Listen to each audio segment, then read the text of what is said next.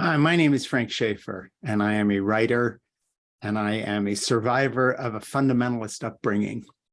And so I have a good nose for absolutist theology, even when it comes in a secular or non-religious form. I understand extremism from the inside, and I fled that culture more than 30 years ago, and have spent my life outside of the fundamentalist environment of evangelical Christianity, really doing battle with my old self, with my old certainties. I believe in paradox. I don't believe in certainties.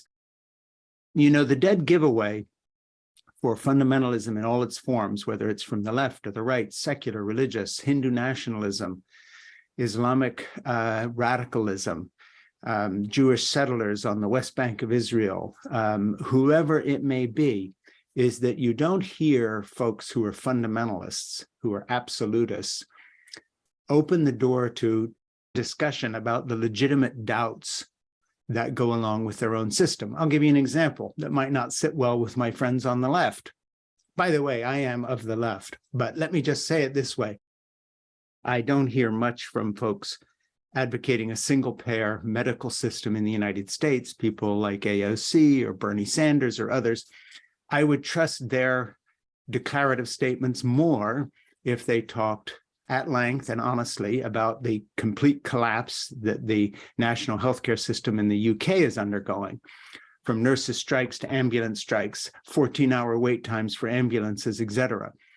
Oh, and by the way, the excuse that that's 12 years of conservative misrule won't cut it. This is a seesaw collapsing system that is probably the worst in Europe, which the UK left, by the way, in Brexit.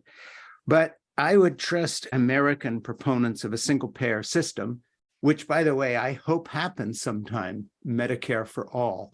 I am one of those people, but I think in that discussion, we would do a lot better if we honestly addressed what's gone wrong with, for instance, the United Kingdom, instead of glossing it over and saying somehow we could import this. I would trust right-wingers more in their claim of Second Amendment rights if they would honestly discuss the white male propensity to commit suicide with all those guns that are supposed to keep us safe, let alone all the mass shootings, and really address the problem of a country awash in guns and what this has resulted in, rather than just pushing the limit, pushing the limit, pushing the limit to open carry and all the rest of it. I am a big proponent of trans rights, and I am a big proponent of the woke movement. I think that it's a movement towards sensitivity, towards openness, towards admitting wrongs of the past and trying to address them today.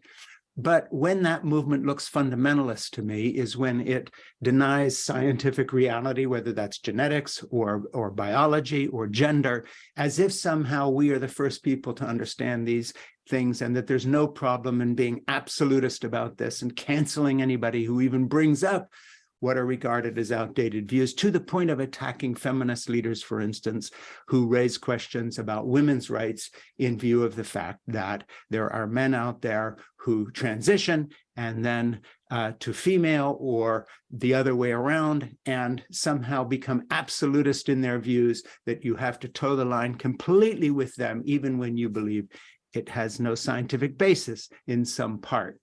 I would trust that view more if they would open the discussion about the reality of this. And then, of course, when it comes to the Republican Party and the la-la land they live in with their QAnon conspiracies and all the rest, if one of those proponents in Congress, one of those radicals set up and said, hey, listen, there's a fundamental problem with our position.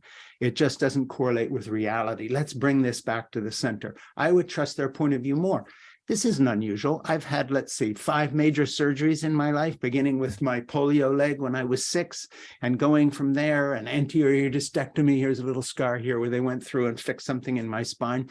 Guess who the surgeons are that I always trust when looking for medical care? One that will talk to me about the downside and say, this may not work. I want to be honest with you. Here's a problem with what might happen when I do this. I trust that woman or that man far more than somebody who gives me this happy clappy bullshit about it's all going to be fine and you'll have some minor discomfort and there could be no problems.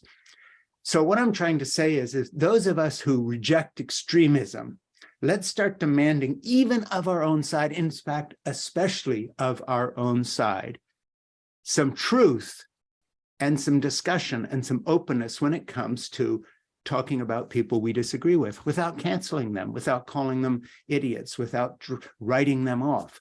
All our positions, left, right, center, could be argued far better, and there would be far less divisiveness in our culture if we wouldn't admit once in a while that the other side occasionally has a point. My name is Frank Schaeffer. Thank you.